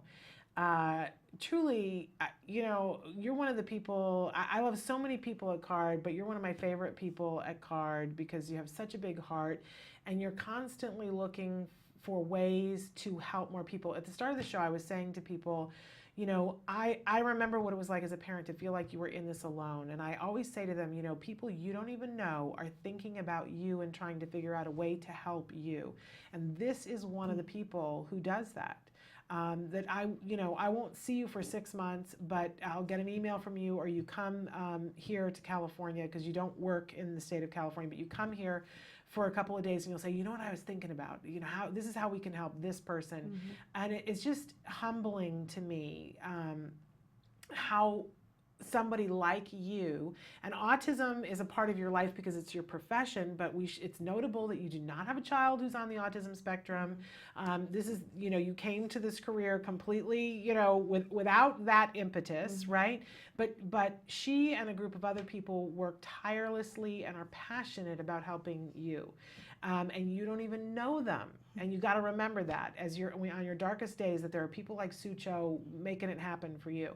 And one of the things that you came to us with a couple of months ago, you said, oh, I've got this idea, right? Mm-hmm. I get excited when Sucho has an idea, right?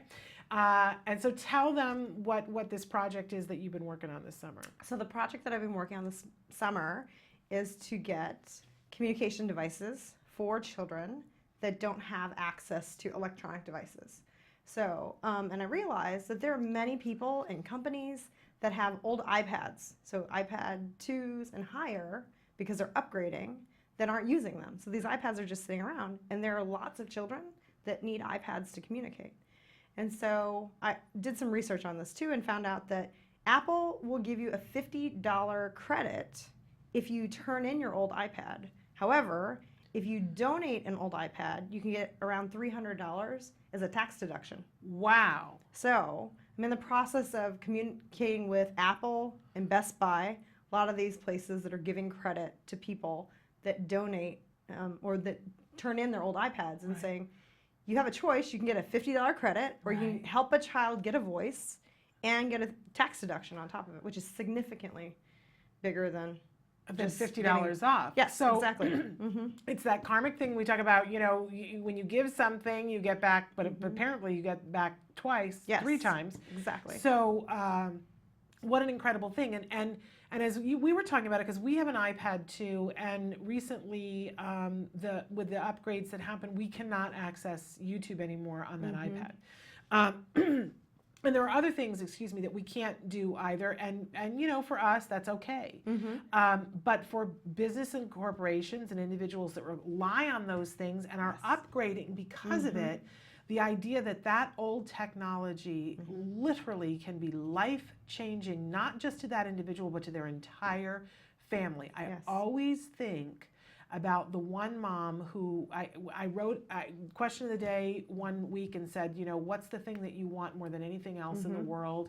And she said, I would love for my child to be able to communicate to me what kind of topping he wants on his baked potato. And you go, well, don't I have an embarrassment of riches? That all, and the difference between this woman having her dream is to have an iPad where she has an icon that says sour cream, that says chives. I mean, it's that easy to give this woman the thing that she has wanted more than anything else, and that will prevent her child from having a tantrum, right? Yes. But you know, and so we have the technology. It's that old $6 million man opening. We have the technology. We have the capability. We just have to find and connect. And you are the connector. You are the mastermind who's connecting this. So what can the folks at home be doing to help this along? So if you have an old iPad and you would like to give a child a voice, you can contact, there's a Facebook page. It's called My Own Words. And that on that page will give you information on how you can donate your iPad. Okay. Yes. And it is tax deductible because I have been in collaboration with Act Today. Yes. And so Act Today will allow us to use their 501c3 for them to, for the person that donates to get a deduction. Because in actuality, the iPad will come to them and then they will be donating it. Yes. Act Today. Yes. You're coordinating it all, but that's exactly what's going to happen. So it's all on the up and up, and you get your tax deduction for that. So that's iPads. Yes. But then there's other technology that you're willing to take as well. Yes, we will. We prefer iPads because the software on the iPads is much more user-friendly for the kids and the parents and educators. We are also taking Android tablets because there is, and Windows devices. So old iPhones, again, 3 and higher on the iPhones, again, because otherwise the apps don't run. Okay. So we do need one. We can't take a one. I'm not even sure it would even turn on at this point if you're I don't even a first generation. But any Apple product with a touch screen and a camera, so that kids can easily have photographs of the things that they need put on immediately. Okay. But it doesn't have to have a 3G card. Wi-Fi is fine. Okay. No, it doesn't have to have any bells and whistles. Just, you know, intact screen so it's not damaged in any way, so it's still functioning. And I know people get a little freaked out about if they're going to hand over technology because a lot of us don't know how to wipe it clean. There are instructions on how to wipe it clean before you send it to. Okay. We actually ask that you wipe it clean before you send it to us so that all your information is gone and we can use it. Because if it's not wiped clean, we actually can't use it. And we're not talking about wiping clean in terms of germs and things stuck on it. We're talking about all of your personal information, all of the things that you had on there that are, you know, identified with you. That's what we're talking about. So you're given instructions of how to do that. Yes, exactly. Okay, so we don't need to worry about that. No, it's completely, I mean, and safe. Completely safe. You erase it completely. It comes in as if, then it will show up like it's out of the box or refurbished. Like it's starting all over again. So there's no information on it at all. And again, the place that they need to go to be able to My Own Words Facebook page, and on there it'll have instructions. Okay, wonderful. We're going to take a break and then we're going to come back for one more segment with Sue Cho talking about some other things that, because our whole topic this week is about finding the paycheck, about what really jazzes you, what's your passion, because when we find that and understand that, it's easier to find that for our kids, right? Absolutely. So we're going to talk a little bit with her about what her paycheck is in a project that she's starting in Africa. So stick with us.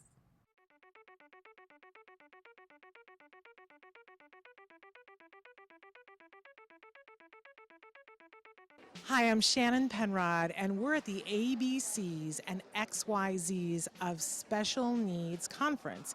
And this year, for the first time, they've got something really remarkable. It's the Entrepreneurial Boutique. These are all items that have been made and are being sold by individuals who have special needs. So we're going to do a little shopping and talk to some of these fabulous entrepreneurs. Come on. My name is Molly Rarick, and I'm founder of Breed's Gift. We're a nonprofit that serves teens and adults with special needs, like Chase here. We were founded in 2013 and serve people in the Conejo Valley, Santa Barbara, and LA.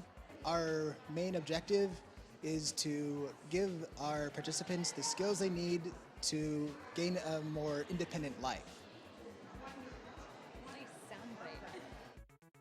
My name is Shelley Cox, and Lisa Zalagi and I are founders of Creative Steps and Create Micro Business Enterprises.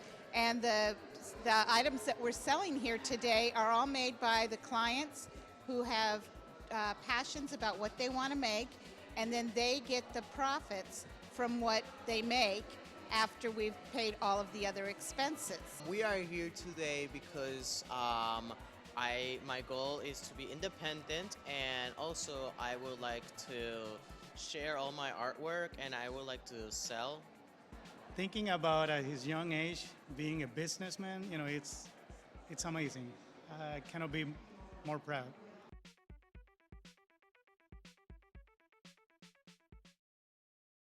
Welcome back to Autism Live. We're here with Sucho. We're having such a good time that I'm refusing to listen to Kelby and adding years to his life. But we're thrilled because Sucho is here with us. She is an amazing young woman who works with individuals who are on the autism spectrum. We talked with her a little bit about her passion for yoga and how she's helping us to connect our kids on the spectrum with yoga. But our whole overreaching topic this week, we always have a topic of the week, and our topic this week is finding the paycheck for ourselves so that we can then find the paycheck for our kids. And we always want the paycheck because the paycheck is the thing that continues the behavior, right? So Sue was talking with me a little bit before about something that she is joining. I made it sound like you invented it earlier. But this is a project that you are joining. Tell us a little bit about what this project is. It's called the Africa Yoga Project, and it was started by someone named Paige Ellenson from New York, and she went on a safari with her family and saw these individuals doing acrobatics in the in the fields, and just got out and joined them and realized, wow, imagine if I could bring yoga to these people in Kenya. And so she started this a number of years ago and has trained several hundred people now to teach yoga all over Africa. Wow. And started doing it on her own first, and then she got in contact with Baron Baptiste, who is the individual that I have done a number of my trainings with. And it's gotten bigger and bigger. So now what they're doing is they're having a mentoring system so that you can mentor someone who's gone through yoga training, and then they can be empowered to teach people and bring yoga to all parts of Africa. So starting in Kenya, and they're in jails, orphanages, slums, and they're training teachers so that they can have sustainable jobs, right? And then raise funds to provide yoga for people that wouldn't otherwise be able to afford it, and changing the lives of hundreds and hundreds of people.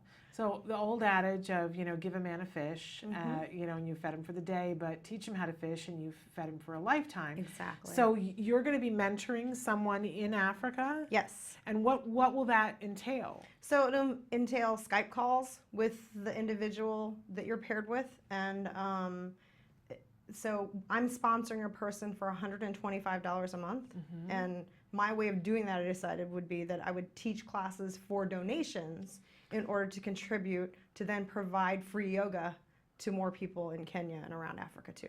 What a wonderful thing. So you thought outside the box. Instead of trying to find $125 a month in your budget, which nowadays is hard for everybody, right?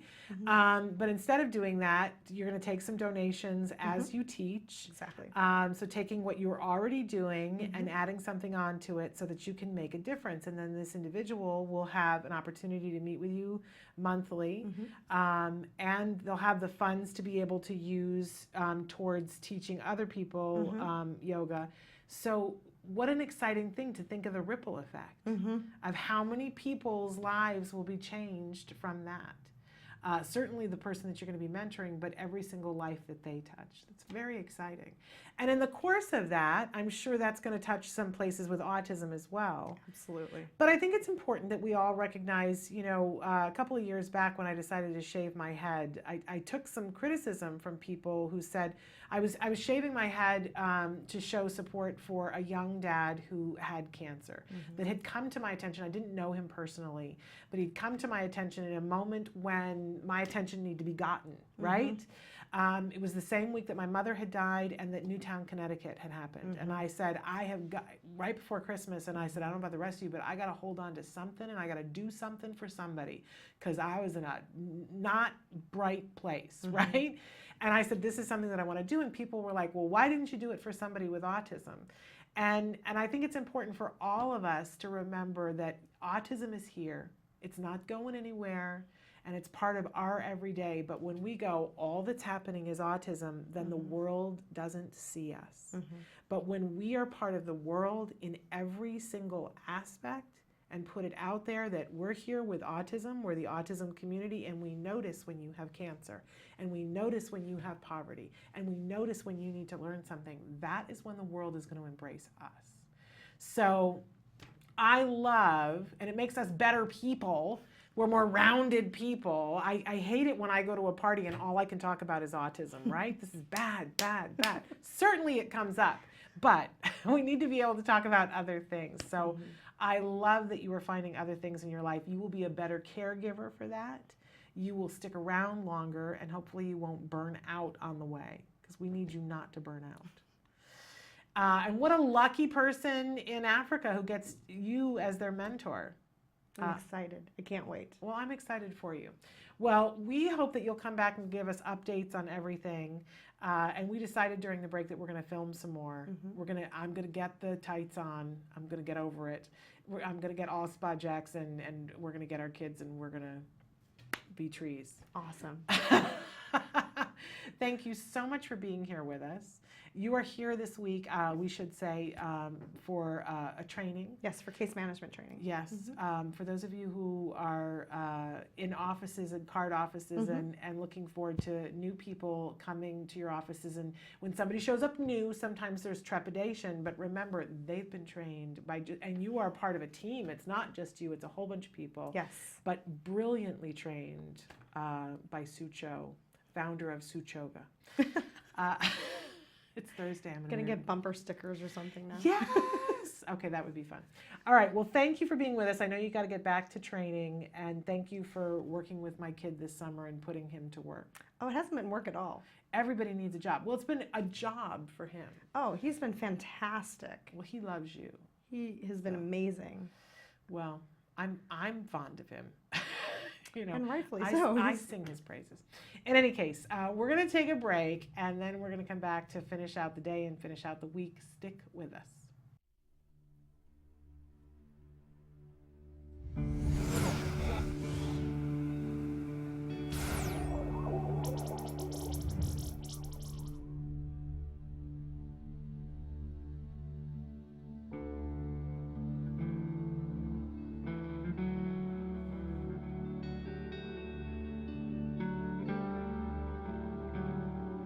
Our twins, Justin and Jessica, were premature babies, so we always were very conscientious of their development. But I think it was probably 15 months, Justin started getting really obsessive compulsive with opening and closing doors. And Justin started tantruming a lot too. These would be major tantrums that were just completely debilitating to the family. Having to take them out of the house, put them in the car, drive around, just to calm them down. Yeah, I remember a breaking point and just thinking, you know what, we got to do something. This is not right. Once we were on the track to getting a diagnosis for autism, we started sharing that with our close friends and family. It just so happens that somebody from our older daughter's private school called us out of the blue. She introduced herself and she says, I know that recovery is possible. Those words so early in our journey were a guiding force for us. As we got more educated in knowing what is effective therapies for kids with autism, we realized quality ABA is vital to that progress. That's where we decided that CARD was the right provider for us and for our son. Justin responded very well to therapy. The behaviors were tracked, and we saw that what was being instituted was working. Justin, what are you doing? I'm coloring. You are coloring. Good for you. There was real progress, and there was progress that was tangible. I just remember when he made a sentence. He said a sentence. We were just happy about it, going, no way, I can't believe you just did that. What's the date? The 18th. 18th of what month? December. Oh, what year is it? 2007. Oh, okay. So how old are you today then? 5. The therapies that CARD did for Justin didn't just impact his daily living skills, but it was a positive impact on our entire family. I'm Justin. I am in 4th grade. I like playing video games sometimes. My dream to build a teleporting machine. Like sometimes if like we're on an airplane and it's like really long, you guys just say, oh, hurry up with that teleporting machine, we're waiting on you. And I just started Friday Night Lights. This is our 3rd game of the season, and it's pretty fun. You have to be fast.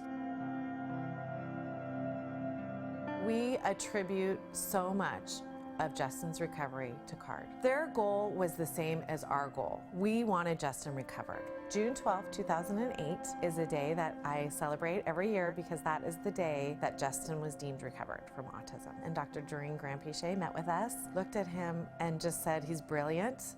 You need to keep his mind stimulated because he's very smart and he has no residual traits of autism.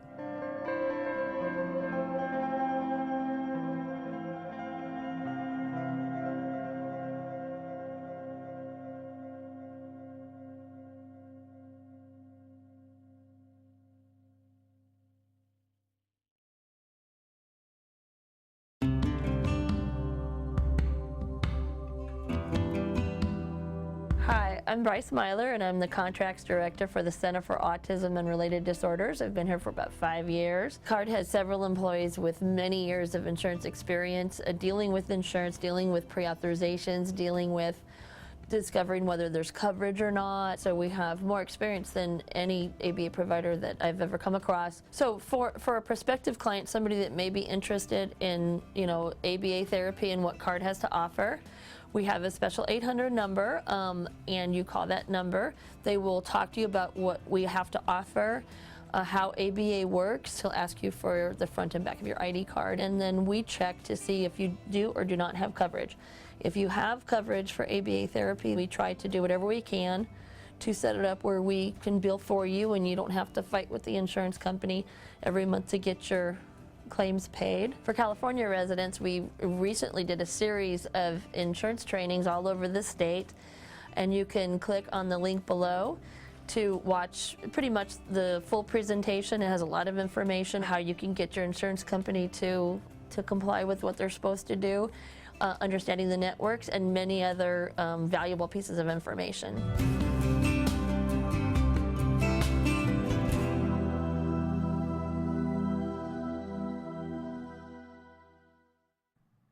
Welcome back to Autism Live. We're here at the end of the show, at the end of the week, and I have a smart aleck who's sitting next to me. Mr. Jen Miller has squeezed into the studio here at the last minute. He was going to be here today anyway, but when he found out that Spencer Hart was going to be here and that Sue Cho was going to be here, he was so excited. And so you've been in the control room watching for part of the show, hanging out with Kelby, but he squeezed his way into the studio here for the last couple of minutes to say hi to everybody. So what does it say on your little piece of paper there? Hello. Is it your script? Hello, everyone. I'm Jen. Jen. Now you got the tee-hees. Okay. I don't even know if anyone could see that. I think it's hard to see from the camera from this distance, but And then Sue Cho, my employer. Sue Cho, my employer, I love it. I just wanted to take a second because somebody wrote in on our live feature and said, hello, my 3-year-old daughter was just diagnosed. just diagnosed yesterday. I was interested in listening to your shows. How do I do that? I'm new to this site, and thank you for your help. The one thing I don't like about the live feature is that in this format, I don't have a way to send you back a message. So if somebody is watching and is in this moment and is willing to put up on the screen, just type in, and somebody says, Jem, hey buddy. If you'll type in and tell them to push the triangle on the screen, I will put it up. If you type it for me, I have a button that I can put it up there, but I can't type it there. Tell them to push on the triangle on the computer screen to watch. I would appreciate you greatly. And I want to say that when they're able to watch this back, and they will be able to watch this back later on, welcome to the club that you never thought you wanted to belong to, but when you come here, you find that there are the most amazing people on the face of the earth here. When you join this community, you find that this is an incredible place to be. We've met some incredible friends, haven't we? And done some incredible things and met some incredible people. And you know, when my son was 3, when you were 3, I was not happy about the fact that we had taken the trip to Autism Land. But I can tell you honestly, at this age, with the help that we have gotten, I wouldn't change a thing. I wouldn't change a thing. And I tell you all the time, I wouldn't change you for anything. Because I love you just exactly the way you are. Nothing to say to that. But what do you want to say to the person who said, I did Jem? say it. And what do you say to the person who says, Jem, hey buddy? Viewer, hey buddy. Hey back, right? In any case, so I just posted that up, and if somebody is still watching, please write in and say, you know, push the button, push the triangle on the computer screen, and I will put it up there. Now, I got to take a second to talk a little bit about things that are happening this weekend and this week. First, the big news that I want to say to you is that here in Los Angeles, the amazing World Games for Special Olympics are starting this Saturday. I believe that the opening ceremonies are, is it Saturday or Sunday? It's Saturday, and then the games will be starting in earnest. You have the opportunity to watch all of that on ESPN, and we want to encourage you to check it out, to be filled with hope. At some point, you will have the opportunity. Apparently, in the opening ceremonies, there's a lot of performers that are going to be there. Spencer Hart will be in amongst that big group, and then she has the opportunity to perform. So that's why with she's here. No, she was actually here to talk about the fact that she might be going to China, that we hope she's going to China to sing. Oh, yeah. I didn't know that Spencer was born in China. Did you know that? I did not know that. But she was born in China, and she has the opportunity to sing there. Well, you learn new things every day. You do learn new things every day if you're paying attention, right? So in any case, you'll have the opportunity to, if you're watching on Monday, to see Spencer performing on Monday. We're going to be back next week, and we've got some exciting guests for you. And I mentioned that we unfortunately don't have Dr. Doreen Granpeche on Wednesday, but we have made the decision to re-air for you one of the shows that we did about the DSM-5, because you guys have written in with a lot of questions. We're going to be trying to cover as much as we can having to do with the Special Olympics next week, and we've got some really great guests coming up as well. We're going to begin, as we continue on and these summer shows, we're going to begin to talk about how to get ready for the fall, and even before the fall, back to school. Back to school is a very exciting time, and we want to get our kids as prepared as possible. So, Jem, one of the first things that we're going to be talking about is bedtime. And what time kids should be going to bed to get ready for school. So let's keep it honest here for a minute about what time are you going to bed right now, so that I can parade my bad parenting on the show. What time are you going to sleep right now? A lot of times mom is already asleep by the time you're going to sleep, right? Because I give up. There was somebody who wrote in yesterday and said, I'm too tired sometimes to do this. And I said, amen, sister. So what time are you going to sleep right now? It's random each night. Okay. But are you getting to sleep before 11? I think occasionally you're not even asleep by 11. Sometimes. Okay. So what do you think, because you're a smart guy, if you have to be up at 6:15 to go to junior high, what time do you think you should be in bed asleep? Near 9 or 8. Wow, I think that's really early. What if I said that you should be in bed asleep at 9:30? So now we're here in the middle of the summer. We've got 3 weeks before school starts. What time should you be going to bed the next week so that we can get you to the point where 9:30 doesn't seem like the middle of the afternoon to you?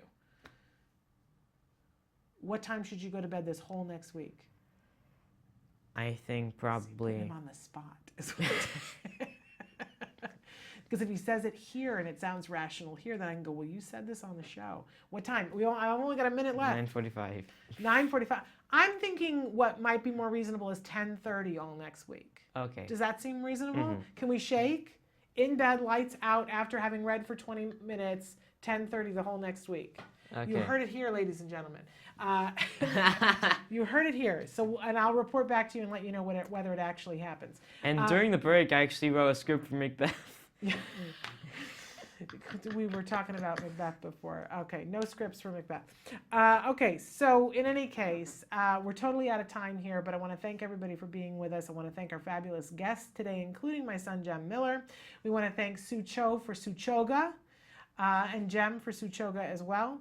And we want to thank Spencer Hart for her beautiful singing, Coach E, Elaine Hall for being with us, and Jill Creeder Hart for being here and her passionate plea to have you help her get her daughter, Spencer, to China. Make sure that you go on GoFundMe and look up Jill Hart with an E. We're totally out of time, but I will be back with you guys on Tuesday. We'll be talking about the Special Olympics all next week. I want you to take part in that. I want you to participate. And until then, please give your kiddos a hug from me. Bye-bye for now.